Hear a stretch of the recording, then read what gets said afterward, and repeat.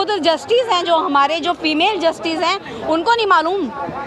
एक लेडी तो लेडी के मामले में जानती है ना कि क्या उनके दिलों में बीतती है। और हम सुरक्षा देंगे, हम सुरक्षा देंगे। हमें सुरक्षा नहीं चाहिए, हमें सिर्फ कानून व्यवस्था चाहिए। मानसिकता कितनी अजीब हो चुकी है लोगों की। अजीब नहीं मैडम, बिल्कुल गंदी गंदी जिसे कहते हैं ना मीन सोच, वो हो गई है इनकी। जो भी हमारे उसमें बैठे हैं मंत्री संतरी जो भी बैठे हैं, क्या उनके आगे बेटियां नहीं है? उसमें अब सीपी में देखो जाके सारे बड़े घरों की सारी मंत्रियों की बच्चियां मिलेंगी। क्या उनके साथ रेप नहीं होते हैं क्या? लेकिन वो दबा लिए जाते हैं क्या? ये बताइए, क्या वो जींस नहीं पहनती हैं? क्या वो शॉर्ट नहीं पहनती है? क्या सुप्रीम कोर्ट ने तो कहा है कि रिलेशनशिप में रह सकते हो आप। अगर मैं आप लोगों की बातें बड़ी करती हूँ, अगर मैं किसी रिलेशनशिप में रह रही हूँ तो क्या वो मेरा रेप करेगा? नहीं, क्यों नहीं निकलेंगी? मैंने कहा ना, छुरी चाकू लेके निकले। ईवीएम से ये वोट जीती जा रही हैं, ईवीएम वोट दे रही है ना इनको।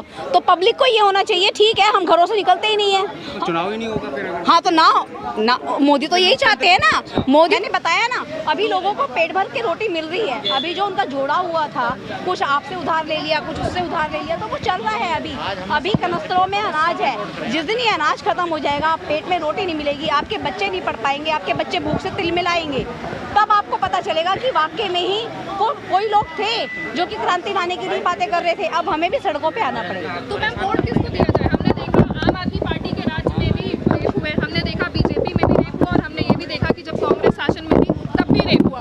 तो इंसान भरोसा, आम नागरिक भरोसा किस पे करे? कौन सी पार्टी को? मैं ये कहती हूँ आज के टाइम पर आप किसी पे भी भरोसा मत कीजिए, क्योंकि ईवीएम से ये वोट जीती जा रही हैं। ईवीएम वोट दे रही है ना इनको। तो पब्लिक को ये होना चाहिए, ठीक है हम घरों से निकलते ही नहीं है, हम वोट कास्ट ही नहीं करते हैं। जब हम वोट कास्ट ही नहीं करेंगे तो ईवीएम से किससे डलवाओगे? अभी अगर मैं डालती हूँ वोट ईवीएम में तो सबको दिखाई दिया ना कि एक बंदा आया वो वोट डाल कर गया। अब उस एक वोट की 10 वोट तो बन गई। जब मैं निकलूंगी नहीं तो मेरी तो जीरो रही, जब मेरी जीरो रही तो मेरी 10 वोट तो बनी नहीं। तो इसलिए आज लोगों को ज़रूरत है कि घरों से बाहर ही ना निकले, वोट कास्ट ही ना करें, क्योंकि आप आज के टाइम में कोई भी ठीक नहीं है, कोई भी पार्टी ठीक नहीं है। ऐसे तो चुनाव ही नहीं होगा फिर। हाँ तो ना मोदी तो यही चाहते हैं ना, मोदी तो यही चाहते हैं ना, तो कि भाई चुनाव ना हो। लेकिन उस चुनाव का संविधान में भी तो है ना। महिलाओं की हम बात कर रहे थे यहाँ पर, अब रेप के डर से महिलाएं क्या घर से बाहर निकलना बंद कर दी? नहीं, क्यों नहीं निकलेंगी? मैंने कहा ना, छुरी चाकू लेके निकले। अच्छा, छुरी चाकू ले, अपनी सुरक्षा खुद साथ करें, खुद करें। नहीं तो राबिया तो सिविल डिफेंस में थी, उसको तो आते हैं जूडो कराटे वगैरह सिखाया जाता है, तब भी वो नहीं बच पाई ना। हाँ नहीं बच पाई, तो कानून व्यवस्था भी तो आती है ना आपके आड़े। अभी उसी टाइम पर आपने आज एफआईआर करी, आपका टू दी पॉइंट पर ही आपको तुरंत जस्टिस होना चाहिए था।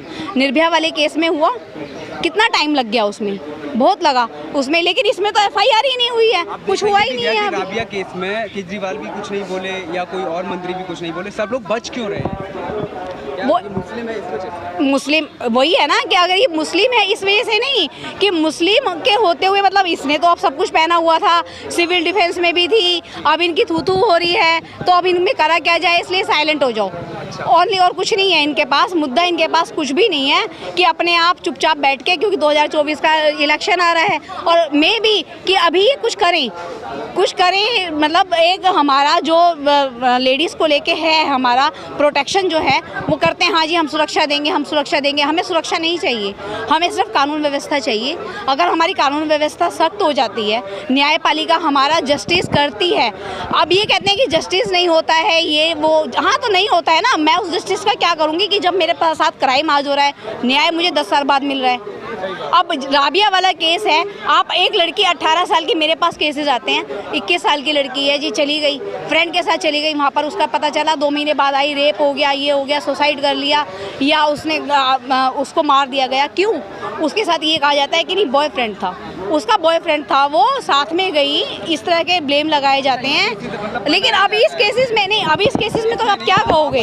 इस केसेस, हाँ मैं एक एग्जांपल बता रही हूँ, बट इस केसेस में क्या कहोगे आप? ये तो दिन दहाड़े हुआ है ना। तो इसमें लगा दिया गया ना कि इसकी शादी हो गई थी, तमाम तो मतलब शादी अगर शादी भी हुई है तो आपको ये राइट दे दिया है कि शादी के बाद आप रेप करोगे, इस तरह का कंडीशन करोगे। MACT केसेस में जब हम ड्राइवर हैं और हम गाड़ी रोड पे चला रहे हैं, हमारी गाड़ी से किसी का एक्सीडेंट हो जाता है, मेरे पास DL नहीं है, तो कोर्ट क्या कहती है? अगर आपके पास DL नहीं है तो क्या आपको मारने का लाइसेंस मिल गया है? नहीं मिला ना। तो इसी तरह से अगर मैंने किसी से शादी कर ली है, मैं किसी के साथ चली गई हूँ, या मेरा वो बॉयफ्रेंड भी था, सुप्रीम कोर्ट ने तो कहा है कि रिलेशनशिप में रह सकते हो आप। अगर मैं आप लोगों की बातें बड़ी करती हूँ, अगर मैं किसी रिलेशनशिप में रह रही हूँ तो क्या वो मेरा रेप करेगा, इस तरह की कंडीशन करेगा? नहीं ना। तो इस तरह की ये सोच जो इनकी मानसिकता है ना, उसको ऐसे ख़त्म नहीं किया जा सकता। मैम, कानून व्यवस्था को मजबूत करनी बस। और वो कौन करेगा? वो तो वही लोग करेंगे। उनके आगे भी बेटियां हैं, बहनें हैं, बेटियां हैं, खुद जस्टिस हैं, जो हमारे जो फीमेल जस्टिस हैं, उनको नहीं मालूम।